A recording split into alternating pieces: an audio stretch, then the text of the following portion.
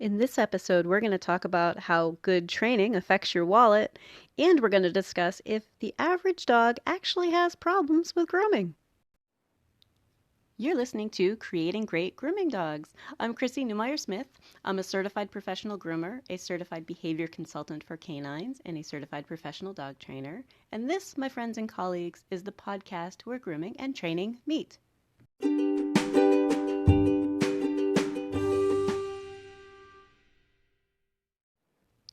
Today, I want to talk about how good training affects your wallet, how it affects the bottom line. So, for owners, teaching your dog to be good for handling means that your dog will be better for you in an emergency, first and foremost. I can think of a number of times where I needed to very, very quickly take a look at my dog, even though we were out in the woods, and my dogs were comfortable with it. That's a very important skill for an owner to be able to have with their dog. Their dog will be a groomer's favorite. Because let's face it, if you're a groomer, you're like, oh, there are dogs that you look at and think, oh, good, Sparky's coming in tomorrow. I love Sparky. He's great, you know? It's nice to be a groomer's favorite. It means that as an owner, you're far more likely to have a groomer kind of say, yeah, we can slip Sparky in. Sure, you know? Your dog is more likely to get a really nice trim because your dog is well behaved, and so your groomer gets a chance to actually use their exceptional skill set and their artistic abilities and make a really nice, beautiful trim. Another one for owners is your dog will be easier for vet exams and diagnosing. There have been a number of times where my dogs let a vet do a full exam without having to be sedated for any part of it. And that's an important skill too, right? Think about the times where you bring a dog into the vet and they're a little bit worried about looking in the dog's mouth, or, you get a full exam, and that's important for the lifelong health of your dog.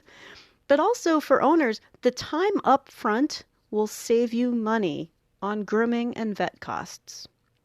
I mean, the fact is that a dog who's well behaved isn't hard to take care of for the most part. They're pretty easy to take care of. And that over the time will definitely help you. I want you to think about the 15-year lifespan. So if you spend time on it now, even if it's dog from rescue who's already 5 or 6, who cares? You still got like another 10 years. So let's make sure that we work on it in the very beginning or from wherever you're at right now as an investment for things later. So for owners, and if you're a professional trying to explain this to owners, that's part of how I explain it to them to help them understand, oh, this is for me. This is to help me take the best care I can with my dog. And there's less need for extra charges for extra effort because my dog doesn't really require extra effort. Now for groomers, I want you to think about talking to your customers about training also means that your clientele is going to be easier to work with, both the owners and the dogs, because now there's a better understanding of what's required. So your clientele, the owners, have dogs that they've been working with and they understand your needs as a professional groomer, and the dogs are easy to work with.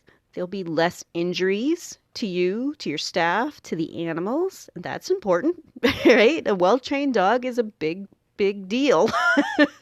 There's less stress at work. God knows we all stress out about, oh God, who is coming in tomorrow? I remember those days. I don't have those days anymore. I have dogs who are well behaved, or I have the dogs that I'm teaching to be well behaved. But my dog is safe, and I want that for you too. Now imagine, for groomers, imagine a day that you've booked and all of your dogs are good. Imagine that that's your clientele. The occasional dog that you don't know who's brand new, but everybody else, they're all good. Wow. I mean, that's just life changing. When I started my own business and decided I really wanted to be like a house call groomer and do my own business and pick and choose who I work with and how much training I want people to do, because I don't put up with dogs who aren't trained and owners who aren't going to put any time into it. That's part of my educating owners, but if they think I'm just going to force a dog into trims, they've got the wrong groomer. That's not me. So from my point of view, I look forward to all of my dogs. And that is so, so much more fun. Now, also groomers, a dog who is well trained, who's good for grooming, you'll be able to do your best trims. That's fun to get to play in hair. I know other dog professionals might not understand that, but we as groomers, sometimes we're just playing in hair. We're like, oh, I just want to spend a little bit of time.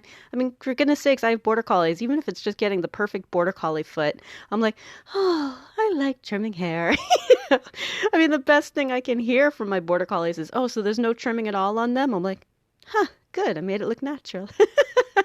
We just like playing in hair. We were looking for balance and symmetry and to get to use that skill instead of, okay, dog, just hold still. Oh my God, is he going to bite me? Can somebody come over and hold his head for a minute while I just try to get this? Imagine eliminating all of that by encouraging our owners and all of us working together to train these dogs to be good, right? Now, moving on to trainers and how this affects your wallet. Well, certainly, trainers, you can provide a very valuable service. I think that it's really kind of underplayed how much dogs need to know to be on a grooming table. So if you're doing early puppy classes and stuff like that, start talking to people right then about, hey, you should be going to the groomer already. Yeah, make it sound like they've already missed the boat. Like, yeah, your puppy should have gone at least once just to meet them, get a cookie, get his feet handled a little bit, maybe a brush next to his ears, just a little snuggle and off to go home. But you are providing a very valuable service by helping your owners know that this is an issue and how to help them understand all the things that they get from having a really well-trained dog. You're also going to have owners who invest in their dog. If they understand how you're going to help them and how this is an investment for the next 15 years of their dog's life, they're far more likely to say, yeah, we want to sign up for that. Teach us. And that's a really good revenue system. You know, I want you to make money on this. Groomers, I want you to make money on this. We are in it for the money. I mean, not entirely, but we're not getting rich. But I want you to have a good business, and I want you to provide a valuable service that makes people happy. This is for health and happiness. We get so much joy out of our dogs. Just make it fun. Make it fun. And trainers, you're also going to get more vet referrals and more groomer referrals. If you're working with dogs who are having problems at the vet or at the groomer, you can be that go-to person. I have people get sent to me for those kind of issues, and there aren't too many places for them to go. You know, it's not something that I see a lot of, and I'm in southern New Hampshire, so definitely kind of a lot of people and a lot of trainers around, but to have a particular person that they can say, oh, okay, great. This is somebody you can go to, help him learn how to be good for vet exams or for grooming or for you while you're trying to, you know, trim his own nails at home. Trainers, that's going to be a really good source of business and a valuable service. More important than a lot of other things you might think. You know, most people don't really care all that much about some of the things that we train, but they do care if their dog is going to hurt somebody. And so for vets, how training affects your wallet if you're a vet or if you're a vet tech or any of the staff at a veterinary office, owners will notice problems sooner. An owner who's been working on this stuff with their own dog is far more likely to have their hands all over that dog. They're more likely to notice a problem. Their groomer's more likely to notice a problem. Because as a groomer, we see the dogs once a month, once every 2 months. And I know as a groomer, I've often been the one who saw the first sign of, hey, this is a little lump and it's oozing. Or I'm noticing he's wearing his nails down unevenly. Those are all things that a well-trained dog, it's easy to see. And they're also going to have a dog that comes into you who's going to be easier to examine. You know, you're going to have to take a look at this dog in their mouth. You know, if sensitivity to touch can mean something diagnostic instead of just a dog who's afraid. One of my own guys, I brought him into the vet because I was like, you know, he's just being really sensitive about this side of his head, and it's either his ear or maybe a tooth. But because that subtle little bit of sensitivity meant something, if he were rigid and scared, they wouldn't be able to confirm what I was seeing at home. And we wouldn't have been able to do a full exam if he were scared. But instead, we opened his mouth and we just picked around inside with, you know, a toothpick and a flashlight, and we cut in there. So being able to do a nice, safe exam and to have your customers know that that's part of owning a dog. Yeah, send them to a trainer and a groomer who's on board with it and get them used to the idea that that's part of owning a dog, that we can have a dog who is confident and relaxed and able to let us do whatever we need to do. But also for vets and vet staff, this affects your wallet because it's less stress on everyone. It's less stress for the dog. It's less stress for your staff. It's less stress for the owners. It really helps build your reputation. Those owners are going to say, wow, they were just so good with him. And he's such a nice dog. And they really appreciate how much of a nice dog he is. Um, so I know I've kind of covered a lot, but training definitely affects the bottom line for all of us. A well trained dog is simply easier to work with in many, many ways for many, many people. And it's definitely something that we can do and that we should be doing. These aren't wild animals. I was thinking about it the other night as I was snuggled up on the sofa with a dog on my lap. And, like they're snuggled up with us. They're being touched all over. We have a very different relationship with dogs than we do with many other animals. Well, dogs and cats, but I don't groom cats. So, but if we can get them used to being handled for things that aren't necessarily snuggles, then why not? Let's work on it because at the end of the day, we'll all do better. Does the average dog actually have problems for grooming? And you know what? I'm going to say it's common, but not normal. These guys live in our house and they're being touched all over. It's just that when they do have a problem, it is so dramatic. And we do have a number of dogs that have problems, but I think that most dogs really are fine for grooming with just a little bit of gentle patience and being careful about how we introduce new things. So, as an early puppy class, teaching people how to handle paws, not necessarily play with their toes, because sometimes I see that, people are coming in saying, oh, yeah, we've been working on his feet. And what they're doing is sitting on the couch and massaging feet. And while that might be nice, it doesn't translate to what we do on a grooming table. So it's sort of like, I don't know. I wouldn't say it's ineffective because they are getting used to having their feet touched, but it's the context doesn't match up, right? So, but thinking about teaching them how to be touched all over, being standing up, sitting down, being repositioned. My last podcast talked about the posable action figure, but getting them used to that at a puppy stage will prevent a lot of problems happening later because, really introducing it is where we have the chance to make sure that dogs are going to be okay with it for their lifetime.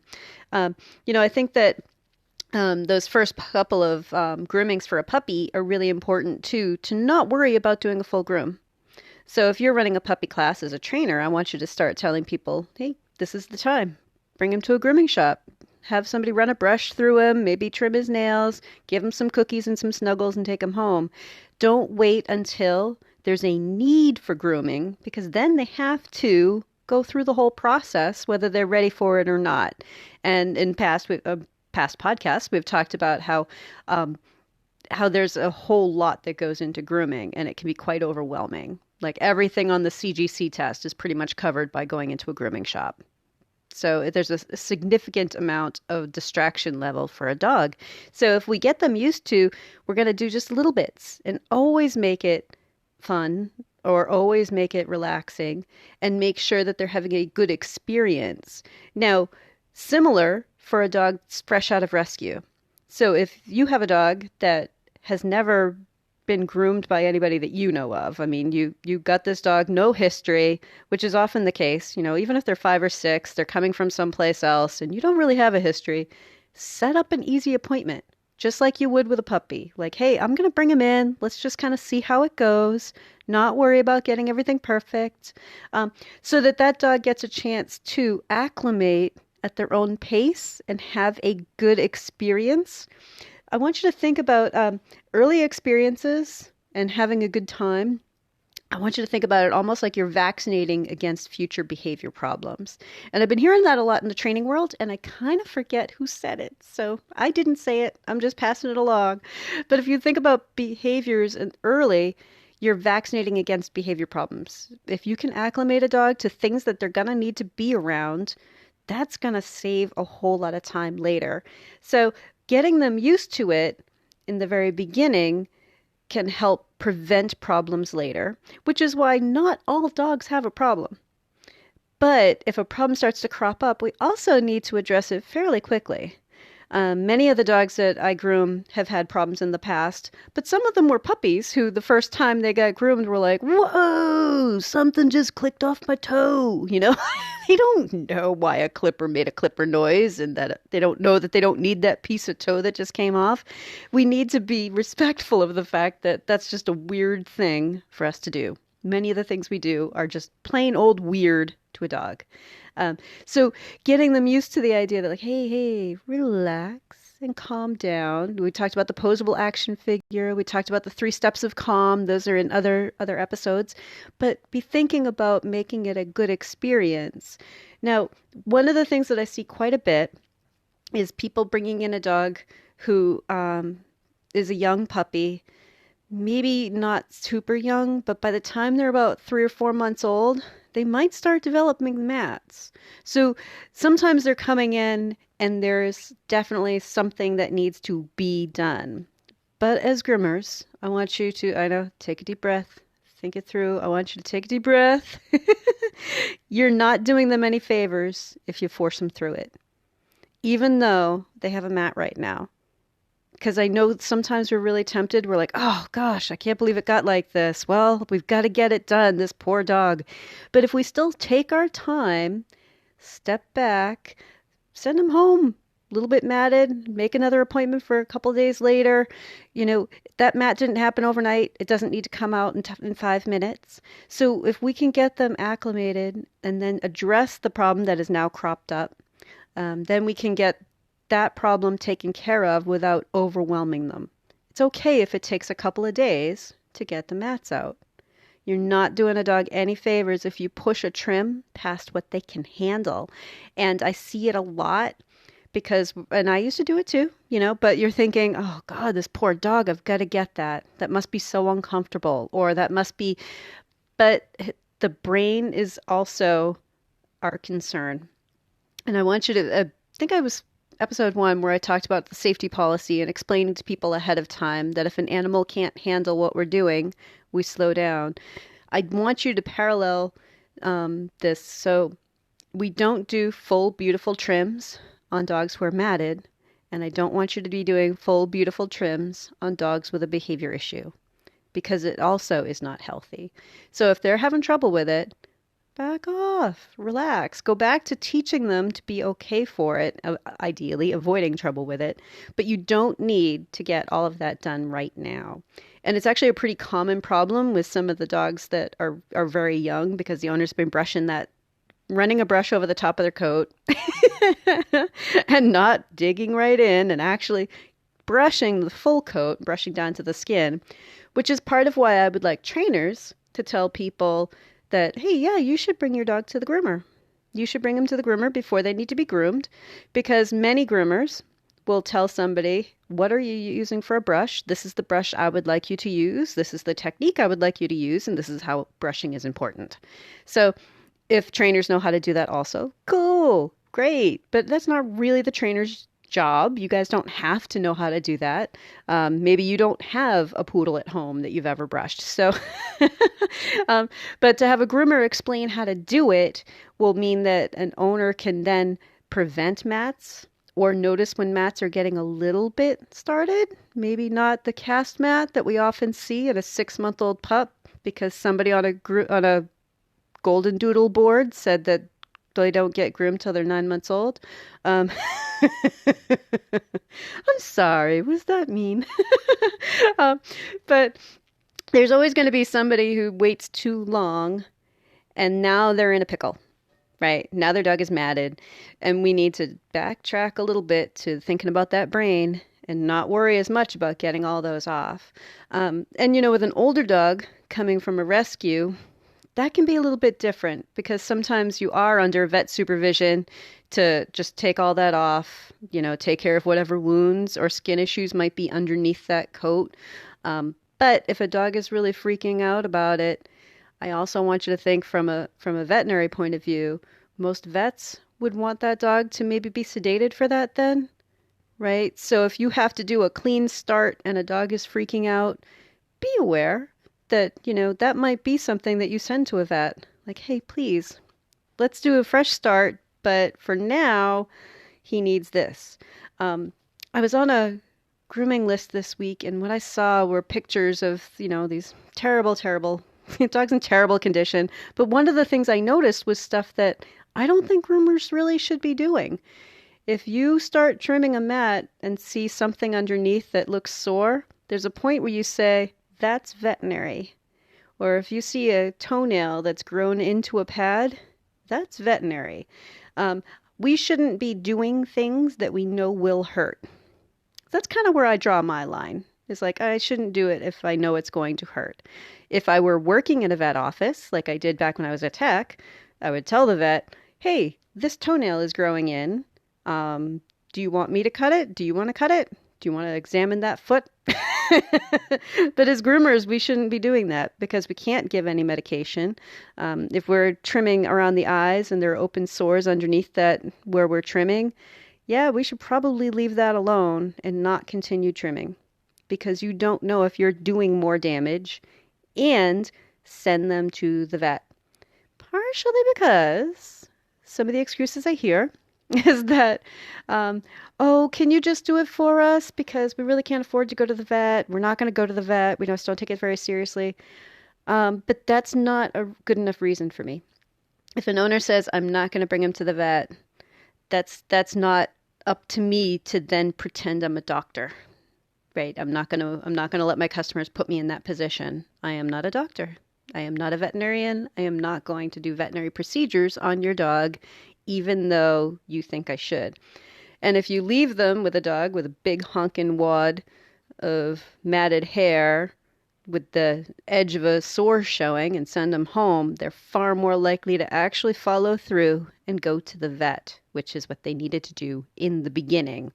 So some of the dogs, circling back to our original discussion, right? But some of the dogs are having trouble with grooming because their owners have accidentally let them get too matted or get so to the point where they need so much grooming all at once that they become overwhelmed.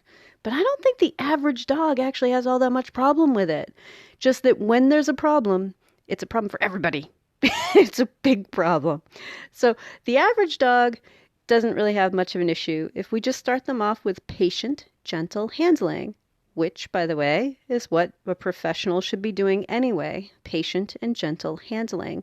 If you don't have it in you to do patient and gentle handling, or you think you're too busy to, I want you to kind of look back at your business and say, where can I add that? What has gone wrong? Am I not charging well enough to have the time to do patient and gentle handling? Because that's really at the core of the animal business. Patient and gentle handling, helping a dog be good for it, helping them have a stress-free grooming session or veterinary visit or whatever it is, but to help them be stress-free, to help them learn to trust us, and to make sure that they're going to grow up to not have a problem. If you'd like to talk to me, you can find me through my grooming and training business, happycrittersdogtraining.com, my email, chrissy@happycritters.net, and through the Creating Great Grooming Dogs Facebook page.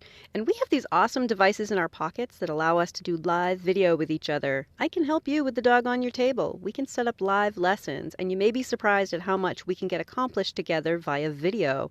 I'm also happy to come to you if you're near my area in southern New Hampshire.